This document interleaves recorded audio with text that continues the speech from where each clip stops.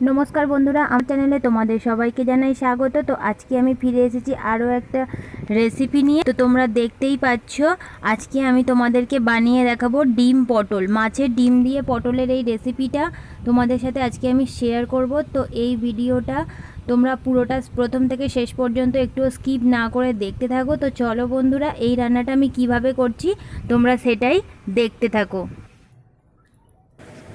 তো দেখো, উনুনটা জ্বালিয়ে কড়াইটা বসিয়ে গরম করতে দিয়েছি। ফার্স্টেই আমি মাছের ডিমগুলো দেখো আগে থেকেই নুন হলুদ মাখিয়ে রেখেছিলাম, তো সেইগুলোকেই ভেজে নেব।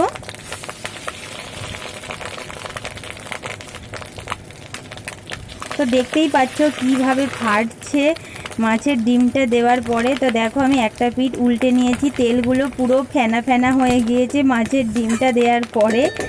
তো এটা আরেকটু ভাজা ভাজা হয়ে, তো দেখো এবারে একটু ভাজা ভাজা হয়ে যাওয়ার পরে এটাকে আমি খুন্তির সাহায্যে একটুখানি ভেঙে ভেঙে নিচ্ছি।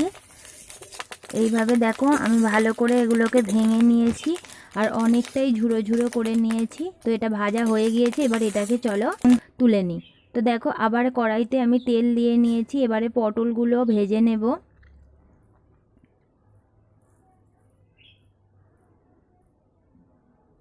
তো পটলগুলো আমি খুব ভালোভাবে ভেজে নেব একটু সময় নিয়ে।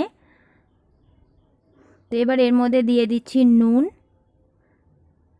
নুন দিয়ে আমি খুব ভালো করে এটাকে ভেজে নেব। দেখো খানিকটা ভাজার পরে আমি ডুমো ডুমো করে যে আলুগুলো কেটে রেখেছিলাম সেগুলো ওর সাথে দিয়ে দিলাম। আমি কিন্তু এখানে কোনো হলুদ দিইনি, শুধুমাত্র নুন দিয়েই খুব ভালো করে ভেজে নিয়েছি। চলো তুলে নিই। এবারে দেখো কড়ার মধ্যে দিয়ে দিচ্ছি সরষের তেল আর হিং।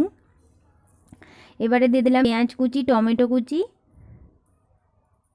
এবার এই পেঁয়াজ আর টমেটোটাকে খুব ভালো করে ভেজে নেব। দেখো পেঁয়াজ আর টমেটোটা ভাজা হয়ে গিয়েছে, এবার এর মধ্যে দিয়ে দিচ্ছি আদা বাটা, জিরে বাটা। তো এবার এই আদা আর জিরেটাকেও খুব ভালোভাবে পেঁয়াজের সাথে কষে নেব। এবারে দিয়ে দিচ্ছি পোস্ত বাটা। এই পোস্ত বাটাটা দেওয়ার পরেও আমি আরও খানিকক্ষণ এটাকে কষে নেব।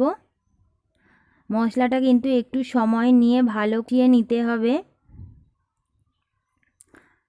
তো এবার এর মধ্যে দিয়ে দিচ্ছি হলুদ গুঁড়ো, নুন আর দিয়ে দিচ্ছি লঙ্কার গুঁড়ো। তো এই গুঁড়ো মশলাগুলোকেও আমি ভালোভাবে মশলার সাথে আরও খানিকক্ষণ কষে নেব। তো এবারে দেখো এর মধ্যে দিয়ে দিচ্ছি একটুখানি মশলার ধোয়া জলটা। এটা দিয়ে একটুখানি নাড়াচাড়া করে নেওয়ার পরে দেখো ধার দিয়ে কিন্তু তেল ছাড়তে শুরু হয়ে গিয়েছে।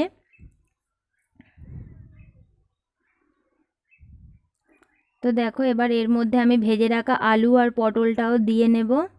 এবার এই মশলার সাথে আলু আর পটলটাকে খুব ভালো করে কষিয়ে নেব।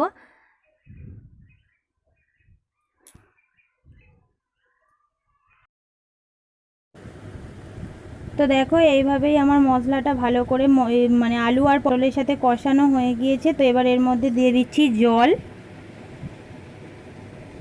এবারে জল দিয়ে ভালো করে নাড়াচাড়া করে আমি ঝোলটা একটুখানি ফুটতে দেব। তো দেখো ঝোলটা ফুটে গেছে, এবার ভেজে রাখা ডিমগুলো ওর মধ্যে দিয়ে দেব।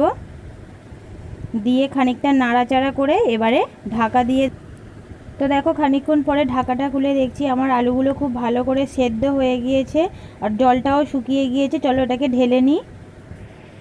তো দেখো এটাকে ঢালার পরে কালারটা কিন্তু অনেকটাই সুন্দর এসেছে।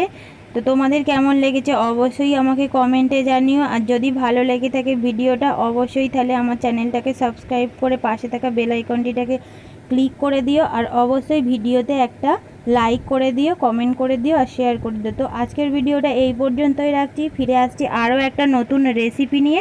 ততক্ষণের জন্য নমস্কার।